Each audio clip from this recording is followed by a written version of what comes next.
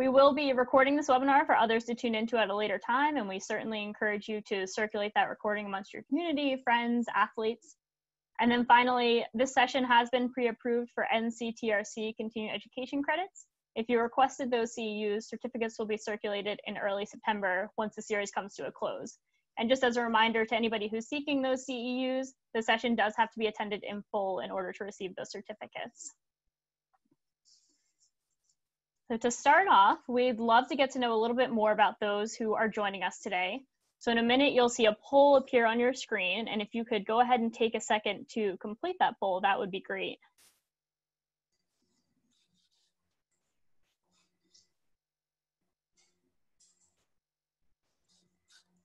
Awesome, we'll give about 20 more seconds here.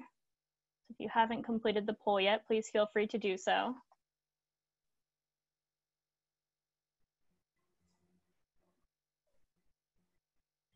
Awesome, we'll go ahead and close it out. So it looks like we have primarily adaptive sports providers and VA staff with us, but also some Parks and Rec professionals, athletes, and others. So thank you for joining us today.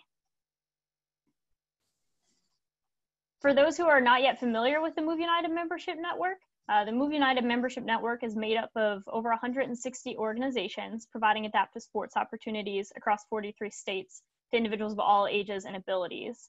To find a member organization local to your area, please go ahead and visit moveunitedsport.org or just connect with us directly, and we'd be more than happy to help you find your local member organizations. All right, and now I am joined here today with two lovely individuals who are actually from a Move United member organizations who are very knowledgeable adaptive sport providers. They both work very heavily in the mountain biking space, and I'd love to give them a chance to introduce themselves and let you know a little bit more about what they do. So Rob, I'll go ahead and start with you. All right, sounds good. My name is Rob Gunther. I am the program coordinator at the Adaptive Sports Center in Crested Butte, Colorado. I've been with the program for 5.5 or so years, and as Kayla said, have been in the mountain bike side of things pretty heavily. I have my BICP certification up to my level 2, and then I help run our Adaptive Mountain Bike World Series race every summer. It's on hold this summer, unfortunately, but looking forward to bringing it back next year. Awesome, thank you, Rob. Alicia, we'll turn it over to you next. Thank you. My name is Alicia. I'm with the Outdoors for All Foundation based in Seattle, Washington. I've been with Outdoors for All for going on about 5 years. I started as an intern in 2015. And then for my mountain biking experience, I've been riding for about 3 years. Really got into biking and mountain biking in general when I came back to the organization. I will be taking my BICP Adaptive Level 1 certification here in a couple weekends, which is super exciting. So I'm stoked to build my knowledge in that capacity. Wonderful, thank you. We're very grateful to have you both with us today. And something exciting about this particular session is that both Rob and Alicia are currently in their shops with their bikes.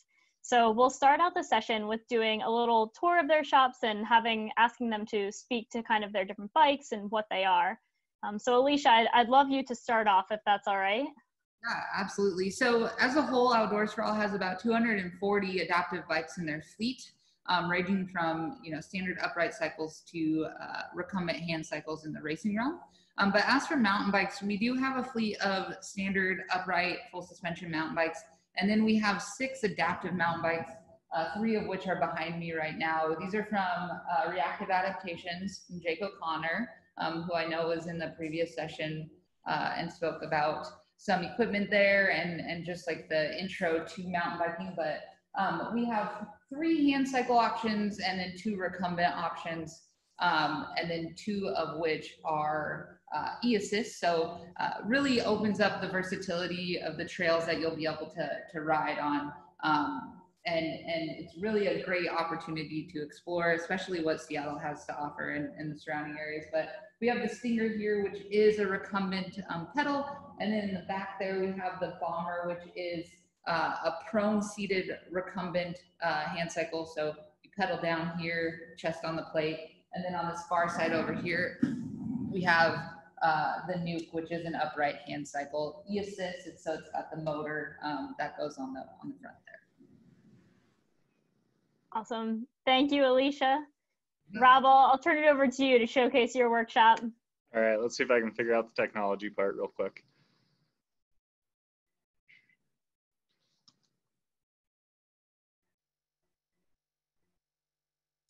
All right. All right, cool.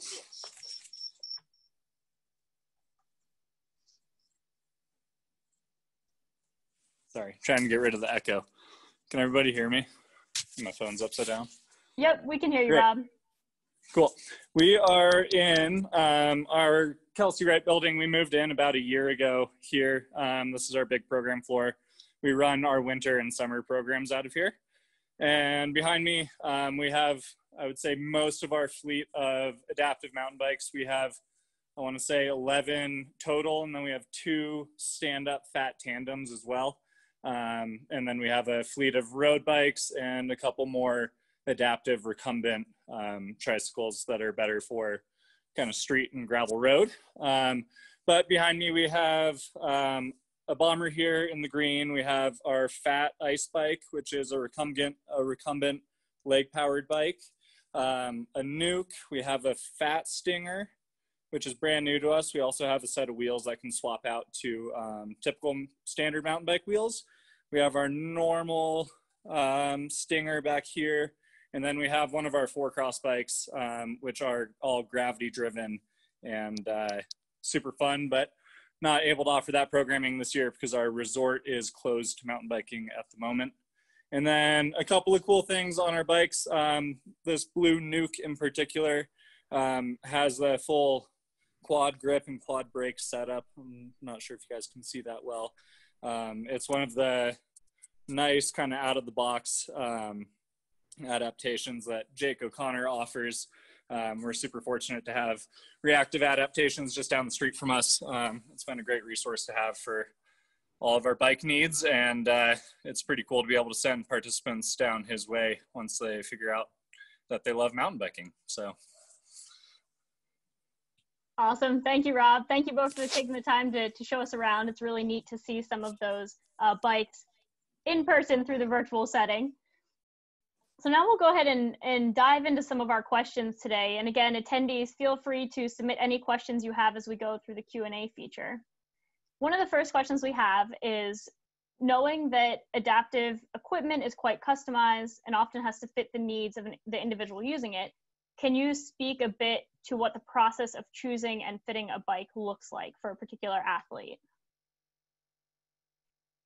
Yeah, absolutely. I think just speaking to reactive adaptations and most bike manufacturers is they have a pretty good process of what kind of specs they are looking for when it comes to fitting a bike. So we usually look into height, to weight, to to body mechanics, to ability level, and then we go through and cater the bike and the specific needs to that person. I know Jake has a good long list of questions before you go in, and he's really easy to talk to, and I know he's all about the customization in that realm. So it's really just a dialogue between you and the manufacturer to really get the bike that's going to fit your needs and what you're looking to accomplish and kind of your goals to fulfill that way.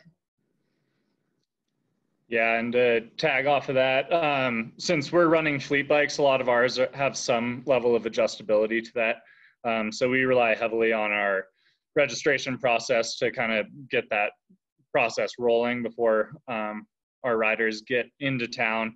And then we have that high level of adjustability. So we really kind of figure out goals, desired riding style, and what's going to work best with the different diagnoses and disabilities that come through our doors. Each bike has its own strengths and weaknesses, and so really figuring out who's going to, or what bike is going to be best for each person. It's a whole thing.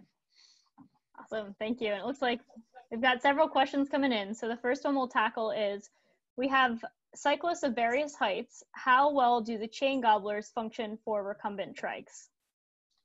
We have pretty good success with them. I would say it's really key to make sure you know the chain line That's one of our big tripping points, is if we're doing adjustments and the chain does come off, if you don't have it like well down, it can add a little bit of time to your fit up. But we can fit people, I'd say, from 5'4" to maybe 6'2" pretty easily on most of our recumbent bikes. That boom slides out, and those chain guides do a really good job of keeping chain tension. There may be a little bit of adjustment that needs to happen. Yeah, I would agree with that. And I think too, speaking to what Rob said earlier about kind of that wiggle room and to adapt those bikes, it's not uncommon for us to maybe stick a little more padding in the back to bring someone forward. So if they can't quite reach the pedals, or we're able to safely and comfortably scoot them forward a little more than the bike is allowing, then we'll do that, which kind of alleviates some of that chain length or the need for that cobbler. So to follow up on that question, we have another one that says, as program providers, what have you done to make your fleet of bikes more easily adjustable? Our program is new to mountain biking and notice that they aren't as quick and easy to make adjustments as typical adaptive road bikes. Yeah, it's a lot of hands-on experience.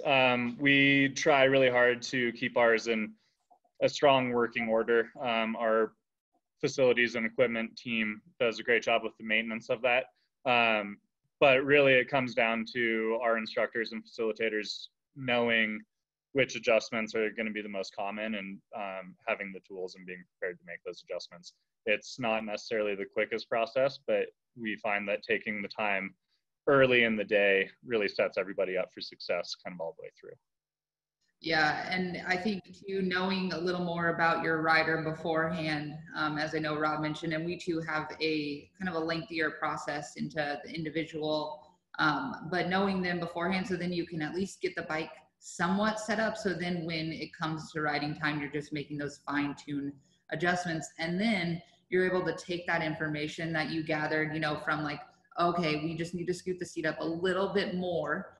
You're able to really take that information, then for that next lesson, you'll be like, okay, I know I need to scoot the seat up a little more because that was more comfortable for them. So it's kind of like trial and error, but then taking what you've learned and carrying it on to those next lessons throughout. And to piggyback off of that, you mentioned that it's really important to have the information beforehand to, you know, set the bike up for an athlete. Would you be able to share the questions that you asked during the reservation process to better customize and select your fleet of bikes? Yeah, so we have what we call a PIF, or a personal information form, and this is just like a general kind of overview into the person, their diagnoses, height, everything that we would take into account when putting them on a bike. And then any further questions that we have goes into a personal conversation with them, just over the phone, or, you know, upon their arrival in person. And it's, you know, what is their riding history? Do they ride a standard or a recumbent bike outside of here? Have they rode an adaptive bike before? And then we take that information and kind of carry it over to our fitting into the bike that they're interested in trying. Yeah, I don't really have much to add. Our system is very similar to that. Really looking at the diagnosis, height, weight, and then kind of desired outcome, I guess, is the biggest way to get the head start on all of that. Great, thank you. Now to dive a little bit more into equipment specific, do you both have recommendations, or could you speak more to the difference between disc brakes and drum brakes? I would say pretty much our entire fleet is using disc brakes. We have found that there are occasionally issues with some of the adaptations that we'll use with hydraulic disc brakes, which tend to have more power and are an easier, they have easier and better lever feel, but mechanical disc brakes are definitely a little easier on the service side of it. We don't use a ton of drum brakes, I would say. We're primarily disc. Yeah, that's how we are too. Most of our mountain bikes are hydraulic disc brakes. Being in the Pacific Northwest, we have found that disc brakes are a lot more responsive in wet weather, which is typically not out of it's not crazy to be riding out in the rain. So disc brakes do kind of add to that more responsiveness in that weather, where drum brakes, they'll work, but they're not the greatest. Great, thank you. Another equipment question here. When it comes to front or rear suspension setup, where there is independent suspension on the left and right, do you have a specific sag that you go with, or standard mountain bike sag? If you need me to repeat that, I can. I'm a little confused on the left and right part, I guess. I'll read it one more time, okay. just for clarification. When it comes to front or rear suspension setup, where there is independent suspension on the left and right, do you have a specific sag that you go with, or a standard mountain bike sag? Okay, I would say typically mountain bikes sag between 25 and 35%. It is always worth checking with the manufacturer, though. They know their leverage curves of their bikes the best, and they have designed those bikes around specific sag levels. So while there's a rule of thumb, each bike is different. So I would look at that. Yeah, I would second that. And all of our bikes are rear suspension, except for our standard uprights, which have front and back. So that's what we gravitate towards. Awesome. And we were having a few questions come in around e-assist here, so we'll turn to that. Do you have issues with e-assist? Some of the folks we've ridden with are hit or miss. So wondering if you could speak to your experiences with e-assist. I mean, e-assist does like support a rider very well, especially in those cross country or a trail where, you know, you are in a steeper climb. It saves their endurance. So then when they are up at the top to ready to go down, they're not fully gassed, or they're not going to bonk, and they're going to be able to, you know, go all the way down that trail. As for functionality of the e-assist, we really haven't had much issues with it. And to be quite honest, like we've had our e-assist bikes out on trails, but it's been for short periods of time. So we've never fully ran out of battery in a lesson or have faced any issues in that capacity. Yeah, our experience with e-assist out here is pretty limited. We don't have any e-assist bikes in our fleet. We do have a lot of racers come out every summer with e-assist bikes, and I'd say for the most part, they do quite well. I've seen a couple of batteries come dislodged, but zip ties fix a lot of things, and that's one of them. And then just making sure it's charged. But I've also talked to Jake about the benefits of e-assist, and it sounds like there's a thought process of there's a safety aspect. If you're in a kind of tight or off-cambered technical section, it's nice to have the ability to carry momentum while keeping hands on the bars instead of worrying about pedaling through. So there is a benefit there. Awesome, thank you. And so this question is also e-assist related, but has a little bit of context to it before it gets to the question. So I'm going to go ahead and read the background and then pose the question. So it says, in 2015, the ADA established the others power-driven mobility devices as law of the land, yet almost all federal, state, municipal, and private industry prohibit adaptive e-bikes, even when they clearly qualify as this OPDMD under the ADA law. Adaptive mountain hand cycling is almost exclusively an e-assisted sport, so to not allow adaptive e-bikes on public lands violates ADA law and discriminates against the vast majority of participants, and further violates federal hate crime statuses. And then it gives a quick breakdown of manufacturer percentage of adaptive bikes produced with e-assist. So reactive adaptations 80%, sport on 90%, lasher 95%, bowhead 100%, outrider 100%, KVG 100%, and not a wheelchair 100%. So lots of background there. The question is then, what can be done to force compliance with the OPDMD, which is Others Power Driven Mobility Devices law that's already 5 years old, and reasonable accommodation that's been part of the ADA for over 30 years. So if you guys could speak to your experience with this as it pertains to your programs, that would be great. I think just locally, we're doing a lot of advocacy with our mountain bike groups. we have done a lot of like disability awareness and just overall equipment kind of info sessions to let folks know what's out there. And I think it all starts with kind of advocacy here to really spread the word of what is needed, nationally. We've done some work with the DNR because DNR recognizes the need for wider trails to support adaptive equipment. So we've gone and we've kind of give our input as recreational professionals into what a good trail system for someone who is using an adaptive mountain bike or maybe a all-terrain wheelchair on a trail would look like. And then we've also done advocacy with our local mountain bike group. It's called Evergreen Mountain Bike Alliance. And they're really trying to kind of just widen their knowledge into the adaptive world to support, every type of mountain bike rider.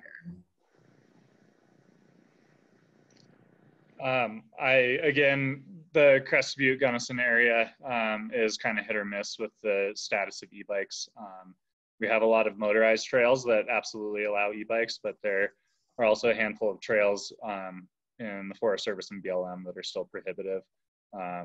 We're working with the Ranger District, but at this point, we're kind of in a bind, I guess. There's, it's a conversation that has to happen, and I guess lobbying your government is probably the best way to do that. Yeah, so certainly a very large question to tackle. Thank you, guys. Yeah. So another question came in. Could you please remind the audience of what the certifications are that you each have within the mountain biking industry? Sure. So I have my BICP level 2, my 1 as well, which is the mountain bike instructor's certification pathway. And then the Adaptive Sports Center is hosting a adaptive level 1 towards the end of September. So we're going to be getting that coming through as well. It sounds like Alicia is heading into that at the end of the month. Yeah, so I currently don't hold any mountain bike certifications, but I will be embarking on my adaptive level 1 here at the end of August. Outdoors for All is going to be hosting that series or that certification course the last weekend of August. So fingers crossed. Awesome. Yeah. And Move United is really excited at this time to work with BICP, which is the Bike Instructor Certification Program, to host some of these adaptive mountain bike instructor training. So we're fortunate that we're able to work with great organizations like these and provide this new opportunity for adaptive mountain biking instructors. Now, another question just came in. It says, can you speak to how or why you chose a BICP, so Bike Instructor Certification Program certification, versus the Professional Mountain Bike Instructors of America? I might have butchered that, but PMBIA certification. I went with the BICP number 1 because at the time it was IMBA BICP when I got my first certification, and IMBA being the governing body of mountain biking, that seemed like the preferred route to go. I've had excellent experiences with them. I also have a handful of friends who have been through the full certification pathway of that, and then it's been really cool to see Shams and his team start developing the adaptive pathway as well. They've just been an awesome resource for the mountain bike community. So that's my reasoning for going with them, and I'd stick with them. Yeah, I think we're kind of along the same lines, and BICP is local, so we are trying to keep it pretty local. And we know Shams, as an organizational whole, he's done a lot for Outdoors for All, and he's done some other introductory overview lessons with our mountain bike programs in the past. And we have offered a BICP course, not adaptive, but just a general level 1 certification last summer. So we're super excited to see how they've been able to take the information that they've gathered from us and other resources and move it to this adaptive certification level. Absolutely. Thank you both. And we'll have a few representatives from BICP on the final session of this series. So if you're interested in hearing from them directly, please feel free to get registered and tune into that session. We do have many questions coming in here. So the next question we'll take is, do you allow people to check your bikes out, keep them for any period of time, and what is the process of how this works in each program? Yeah, so our mountain bikes are kind of a unique rental process. If you've gone through our program before, or you have a reference from another mountain bike program, like Rob's program or something of the similar sort, where you've used an adaptive mountain bike or a standard upright mountain bike, then we can discuss the possibility of a rental. Right now, our rental program is pretty small and we are keeping it local, but we're not, you know, we're definitely open to the conversation for a short-term rental. Yeah, we're in a really remote location. We don't have a huge like metropolitan pool, so our requests for rentals are generally a little more limited. What we do in the winter is kind of what we do in the summer, where we require a half-day lesson check-off prior to renting out our equipment, and then we have a rental agreement with a set amount of time. Our programming absolutely takes priority over rentals. So if there's heavy bike programming coming in, we try to keep our bikes in our fleet the best we can if it's going to be impacting participants directly instead of just a rental situation. Wonderful, thank you. Our next question here is, how many types of manufacturers do you use within your program? And do you have recommendations for which ones are best for turning and downhill? Yeah, sorry, Rob, I didn't mean to cut you off. Go for it. We have two main manufacturers that we use, Reactive Adaptations, of course, being one, and then Transition Mountain Bikes for our standard bikes. Transition is based up in Bellingham. So we have two sets, and then we also do have an HP Velotechnic recumbent bike that is full suspension, but it does sit a little lower. So we don't typically take that out on trails too often, but I'd say our main two manufacturers are Reactive Adaptations and Transition. Most of our bikes are reactive adaptations. That's just really easy for us, and Jake is making an incredible product, and it's a really nice resource, like I said earlier, to have the bike builder right there. But we do have, like I mentioned, we have the Fat Ice, and we have a couple of ice bikes for our road fleet. And then our 4-cross bikes were built by the Active Force Foundation, I believe, who are no longer developing or making bikes. So for the most part, we're sticking with reactive adaptations. But I've seen a ton of really cool bikes from other companies come out and race with us, and they all have their pros and cons, whether it's the Lasher with the front wheel drive or the Explorers with their front suspension and all of that. I guess it really depends on what you're looking for. Great, thank you. Our next question here is, what is your protocol for transitioning riders with traumatic brain injury and/or balance and multitasking difficulty from three-wheeled to two-wheeled cycles? Yeah, I think it's making that gradual introduction. Of course, like we're going to work on a lot of flat land skills to make sure that we are recognizing the best way to communicate and really honing in those basic skills. So body mechanics, body positioning. So then we can slowly work our way up towards, you know, going down a little steeper terrain, taking corners a little tighter, and navigating different obstacles that we could encounter on both a cross-country trail and a downhill trail. Yeah, I'd mirror that. It would be a slow progression, making sure that you're taking into consideration time, goals, and obviously risk management. Wonderful. Another great question that's come in is, for a program with no adaptive mountain biking program yet established, what would be the minimum gear to start with? For example, types of bikes, different equipment, and then could you speak to the different costs that are often associated with this equipment?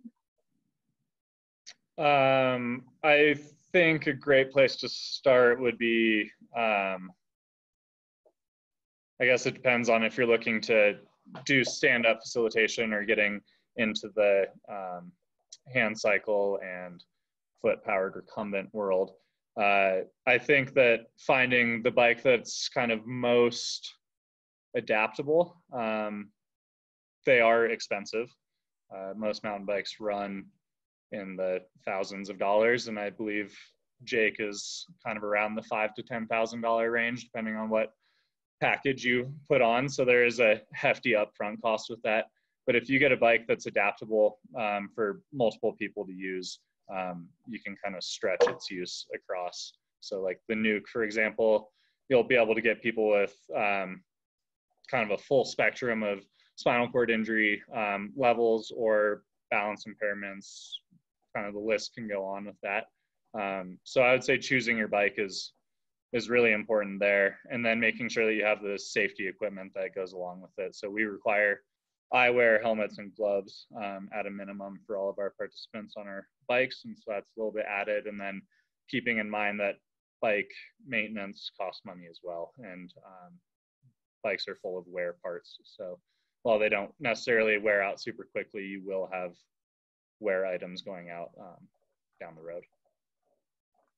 Yeah, I think Rob said this. It's just finding the bike that's going to work best for your organization and the populations that you serve, and then making sure you just have adequate equipment to fit the terrain that you're going to be riding on as well.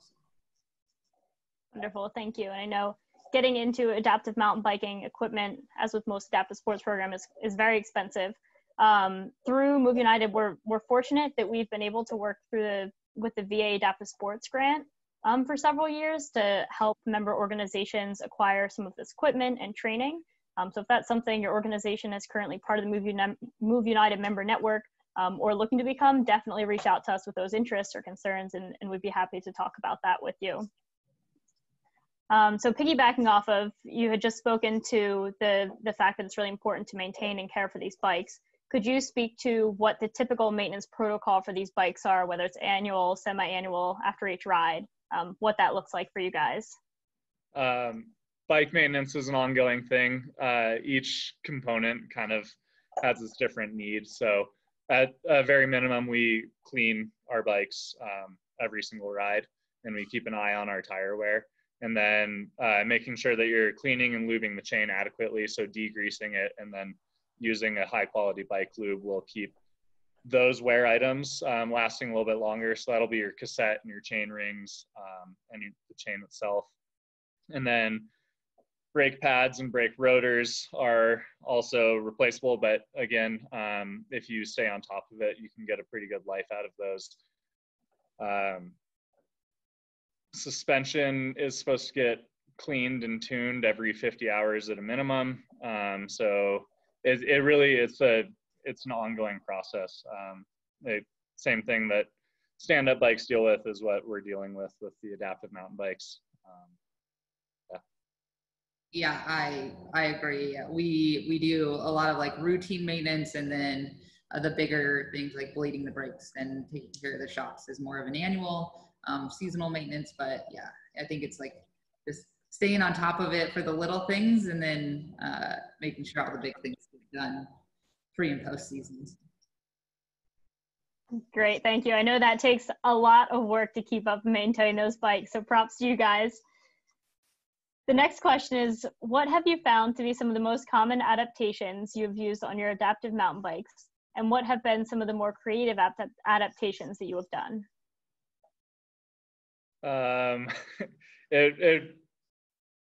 There's a lot that can be done. I feel like a lot of what we do with our foot-powered bikes is a lot of foot retention work. So maybe not necessarily the clipless pedal systems, but either using cages or developing heel straps. We use a lot of bike tubes to help appendages stay on bikes. That's been a really good way to get things done. For people with limb deficiencies or amputees, or people with weakness in one arm, we will frequently flip both brakes to one side, so that you have independent control of the brakes with one hand.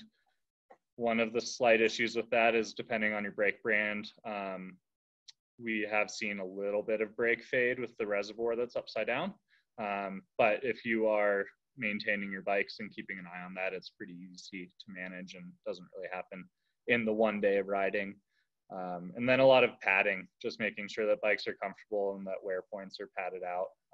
Try to prevent those pressure sores or any irritable spots. Yeah, same for us. I mean, we have made a new kind of foot heel strap that eliminates the use of bike tubes. Not that we don't still use them, but we found it to be a little more just kind of like a quick and easy Velcro strap around the heel. So that's something we use quite frequently. And just like minor tweaks with random padding. I know we've added some padding to some of the hand cycle cranks for comfort, for just a little more grip.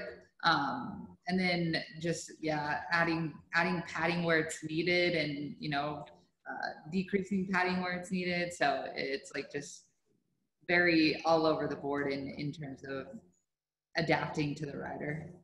Yeah, another cool item that we have are for our pedal powered bikes, our foot powered bikes. We have crank arm shorteners. So that's something that slides on the crank arm and you're able to put the pedal in a different spot.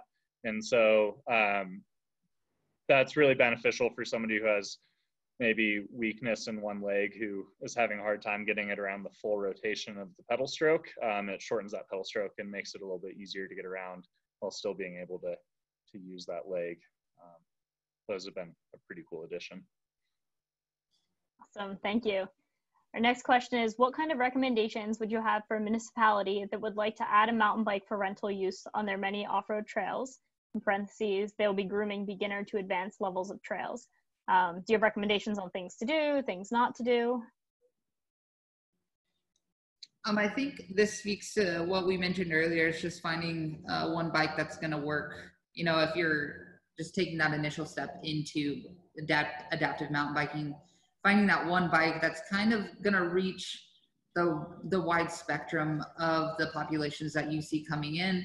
And then, you know, once you are experiencing that and you have the more capacity to expand your fleet, then taking it, you know, say you get a recumbent foot powered bike, and you're seeing the need for a hand cycle after you've already spent a season with that, and you feel more comfortable and confident in your skills for managing that bike, then moving into purchasing, you know, another one just to increase your fleet. But I think it's really finding that one bike that's going to serve the population that you see most frequently, and then building it on from there. I agree. Great, thank you. So now jumping back to adaptations, we had a question come in that says, are there any big no-nos for adaptations that you would never recommend?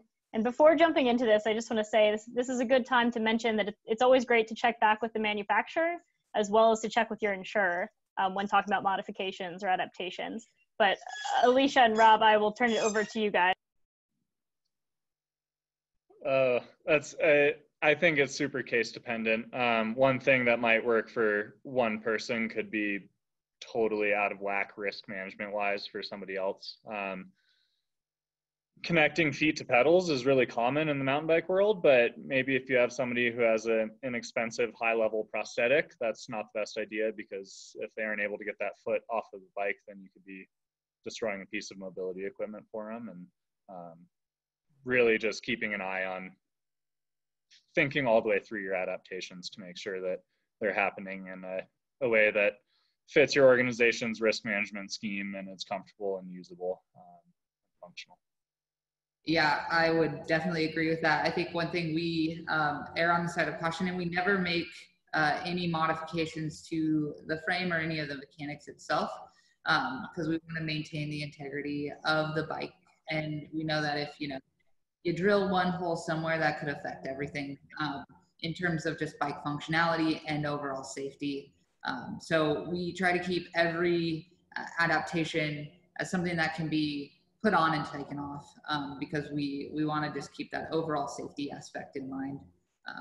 And, you know, like Rob said, one modification for one person is not going to be the same modification for another person. So just making it so we can put it on and take it off when necessary. Great insight. Thank you. Our next question here is there a gear ratio range that is ideal for road and off-road? We have hills up to 10% grade in our area, as well as straightaways, and do not have the financial flexibility to have road and trail bikes in our fleet.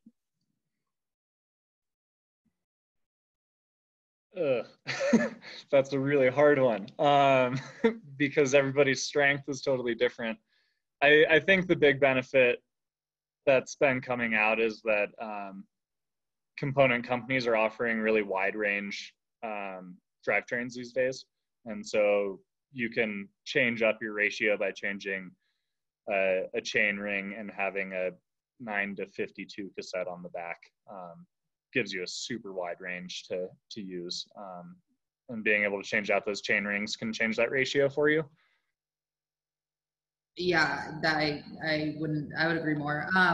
I know that there is also the modification of a slump drive, which adds some more gear ratios to that, but those are kind of hit and miss in the adaptive bike realm, just because of the way the bike is framed and structured. So that's basically all on the manufacturer, if they use that or not. But yeah, I think Rob said it best. Great. Our next question here is diving back into gear specific. Do you have a preference of tube or tubeless? We run our standard upright mountain bikes tubeless. Our adaptive mountain bikes do have the capacity to go tubeless. We just haven't transferred them over.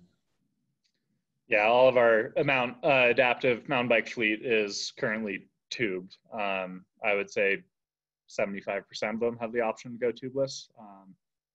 I think it's just a little bit of an easier concept to stay tubed at the moment. Great, thank you. Now, back into programming. If you are looking to involve youth in programming, how does that differ from adult programming? And what is important when working specifically with youth? Sizing and appropriately sizing equipment is probably the biggest thing there. If you're doing stand-up programming with a kiddo, making sure that they're on a bike that truly does fit them is going to give them the best experience and really help with that longevity. And then if they are going to be using some sort of adaptive mountain bike, really making sure that it is an appropriate option for them. These bikes are generally designed for adults, so while they do shrink down to sizes that work for smaller humans, they might not necessarily work for kids. So I would say really making sure that you have the equipment that's appropriate for the age before you even offer it up. Yeah, I agree completely too. I think also on the equipment realm, I know Jake is kind of prototyping and working on some youth adaptive mountain bikes, which is super cool. So that's one option. But if your program primarily serves youth, I think finding a bike to fit the range of the youth that you do serve is going to benefit you more than trying to buy an adult bike and, you know, fit them to that bike every time. So if youth programming is your thing, getting bikes for the youth specifically, I think is your good first step. Yeah. And to piggyback off, we were fortunate enough to have Jake's kid nuke prototype in our facility this winter. And we had some of our local participant kids pedal it around. And it's a really cool option. I'm personally very excited to see that come into play more in the future, because we definitely get requests that we aren't necessarily able to fulfill at the moment, just based on size restrictions. Awesome, thank you. And we've had a comment come in that says youth protection policies are first, so also play an important role. I just think that's also really important to bring up. We've been working with the sport protection policy, and all of our organizations recognize that it's really important to protect the youth and the athletes we're working with. So thank you to that individual. Our next question here, let's see, have you talked with any resorts or know any standards for lift loading and lift access riding?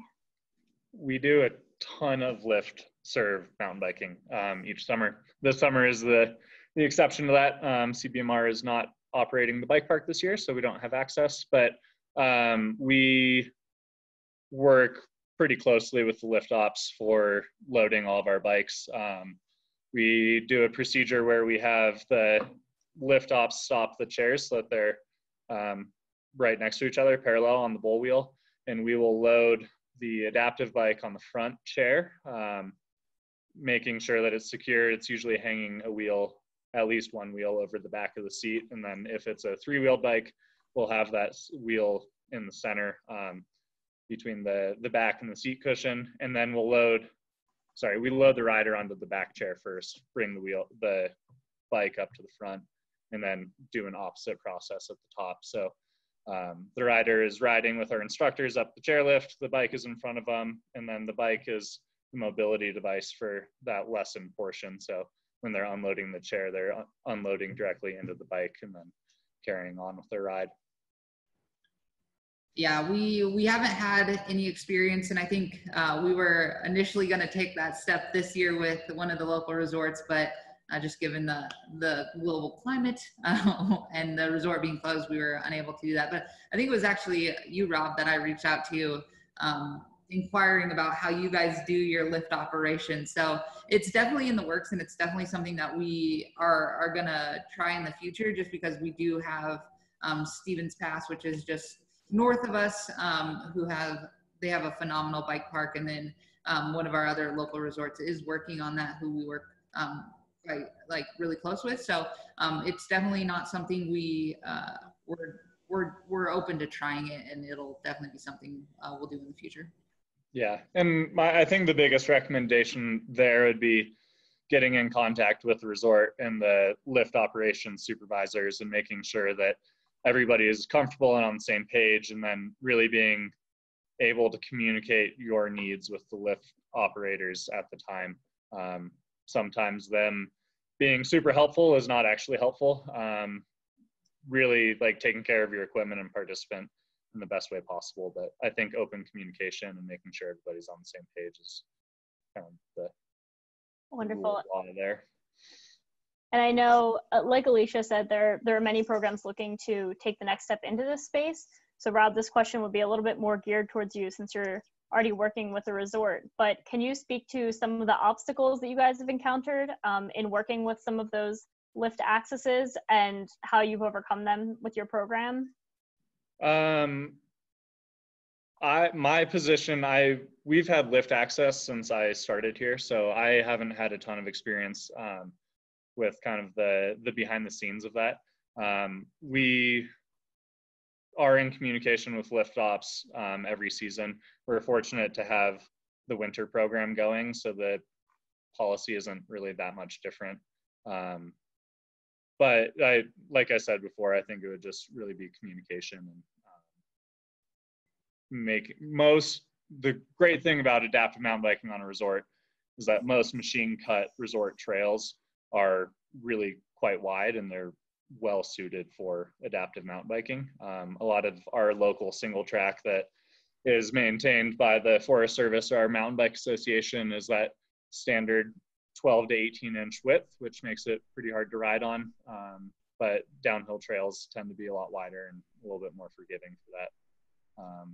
So yeah, having good communication, understanding which trails are really appropriate, and then making sure that the lift procedure is clear and transparent, and then working with bike patrol so that they're aware that you have participants who may have some extra needs, making sure that bike patrol knows that they'll be on the mountain periodically throughout the summer as well. Great, thank you. I know we still got a fair amount of questions. We're going to try to get through as many as we can in the last few minutes here. So our next question here is, what are your thoughts on two-wheel gravity bikes, aka bucket bikes? I've only seen one used in person, and it was a pretty incredible experience. I don't see that coming to our program anytime soon.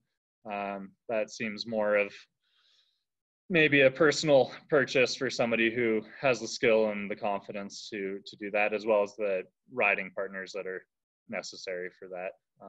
There are some cool ones coming out that have e-assist and can help kind of through the flats and the uphill sections, but they're still a rarity, and I don't really know if our program is going to be jumping on board with that anytime soon.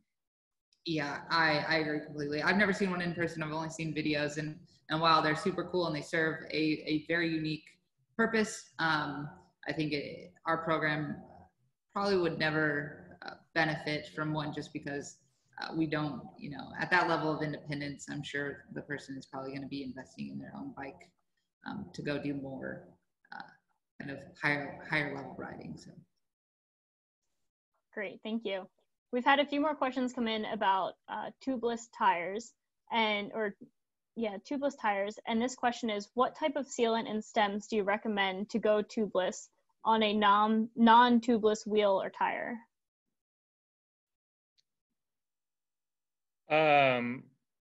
You should probably make sure that your wheel is in fact able to hold tubeless.